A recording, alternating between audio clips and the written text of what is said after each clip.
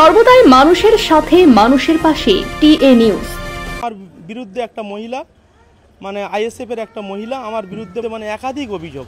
ISF এর তো সংগঠন এখানে ছিল না, আইএসএফটা তো মানে জিতলো মানে আমার হাত ধরে মানে 21-এর বিধানসভাটা জিতলো। একাধিক অভিযোগ মানে আমাকে একদম মানে আমার মান সম্মান ইজ্জত একদম ধুলোর সঙ্গে মিশিয়ে দিয়েছে।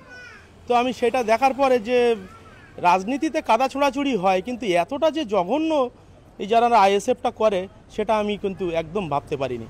তো আমি সেই জন্য আমি থানাতে এসেছিলাম। থানায় বড়বাবু আমার মানে লিখিত দরখাস্তটা নিয়েছে এবং তানারা নিশ্চয়ই তার ব্যবস্থা নেবে এবং আমি চাই যে নিরপেক্ষ বিচার চাই এবং এনার যথাযথ শাস্তি চাই এবং যে প্রেস মিডিয়া এই ধরনের মানে আমার বিরুদ্ধে কোনো কিছু না জেনে একটা মহিলা তাকে সে কী ধরনের এটাই তো মানে আমি তৃণমূলে যে যোগ দিয়েছি যে আইএসএফ এর তো সংগঠন এখানে ছিল না, আইএসএফটা তো মানে জিতলো মানে আমার হাত ধরে মানে 21-এর বিধানসভাটা জিতলো।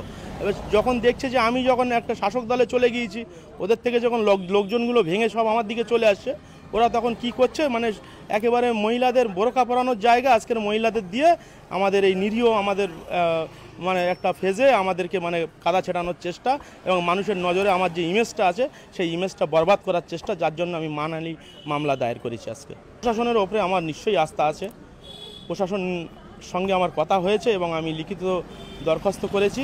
প্রশাসন নিশ্চয়ই এর ব্যবস্থা নেবে এবং আমি চাই যে এই দোষী বা এর সঙ্গে যারা যুক্ত আছে তারা উপযুক্ত শাস্তি পায়।